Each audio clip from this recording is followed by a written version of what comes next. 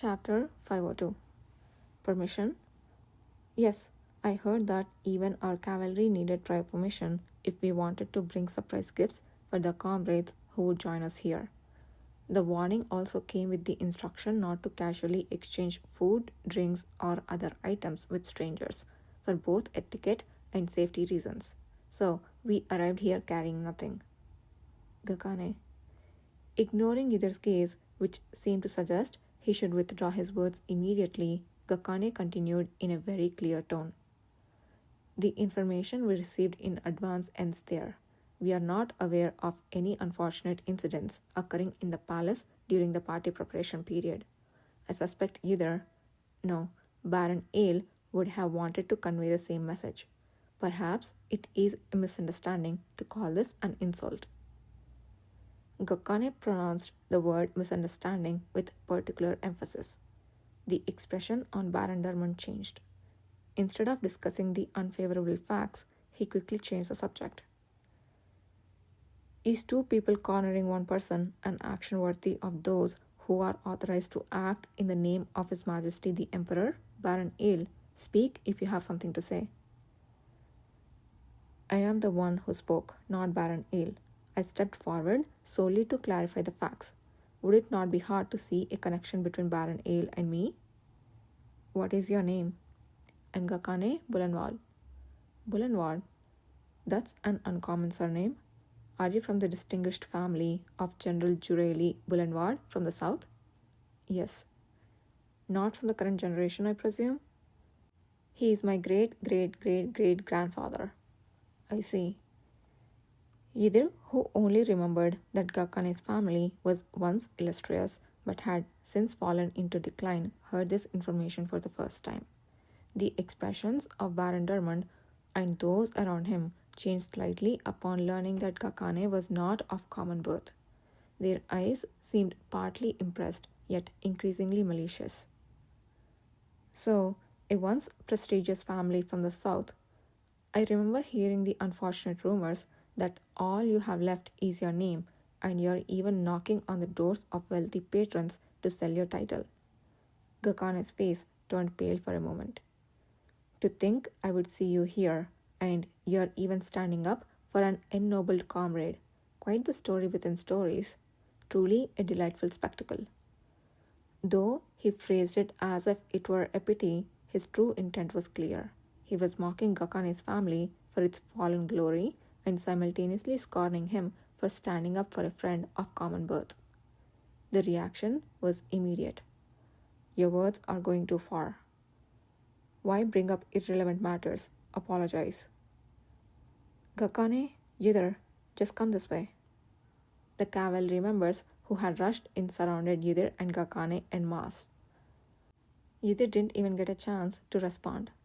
With everyone voicing their anger, the hall was filled with such commotion that it was impossible to understand who was saying what.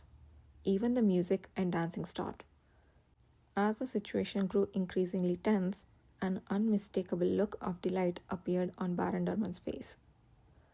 Am I overstepping by saying I'm relieved the rumor has been exaggerated?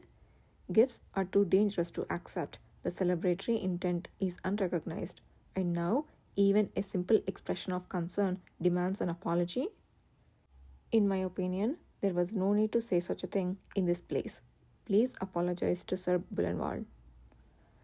The one who spoke this time was Pruel. When the first prince of the Tain family stepped forward, Baron Dermond glanced sideways, as if calculating something. Seeing that Duke d'Arca remained calmly seated, he grew even bolder.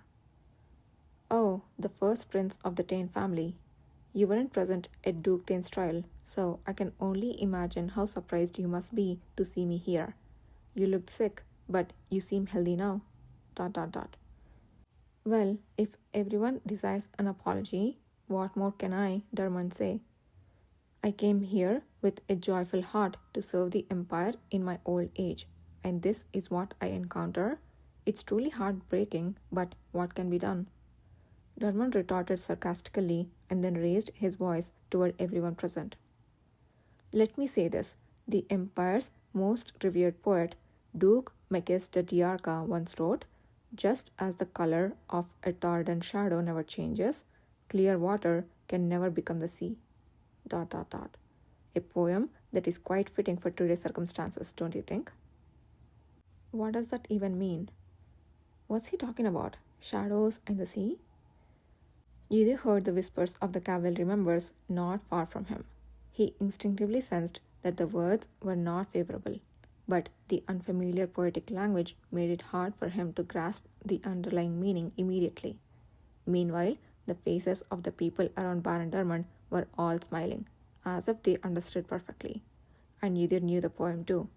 It was one of the lines that Emperor Kashtian had often mentioned to him during his reign. Yes, the essence is that one's innate qualities cannot be changed, no matter what one does. No matter what you do, the color of the shadow underfoot never changes. Fish from fresh water can never live in the sea. Even if circumstances seem to change, in the end, nothing really does. An icy and clear-eyed recognition of reality. Now I understand where he heard that. Yudhir clenched his fist and looked back at Gakane, who was standing nearby. His face was still a bit pale. The look in his eyes were one of embarrassment, clearly unprepared for the individuals who had stood up to defend his honor. Gakane probably hadn't anticipated the events would unfold in this manner. He likely had no idea that Baron Dermond knew so much about his family and circumstances, that he would humiliate him so publicly, and that the other members would react in this way.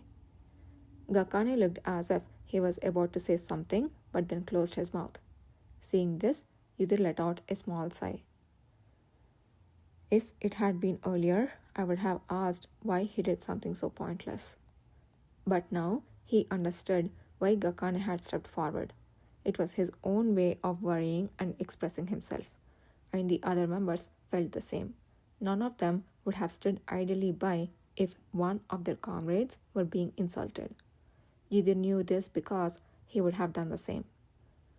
Yudhir thought of Gakane, who had never made a fuss about his origins or revealed any personal difficulties during his long tenure in the cavalry. Despite knowing that there was no need to go to such lengths, he understood a bit of why Gakane had stepped forward. He let out a deep sigh. The one thing that's certain is, there was no need to indulge this nonsense any further. Thanks to the passionate commentary of his fellow members, the situation had taken a slightly different direction than expected. While this deviated from the original plan, he didn't particularly mind. So, what could be done? Very well, I will accept that gift. What? Yudhir?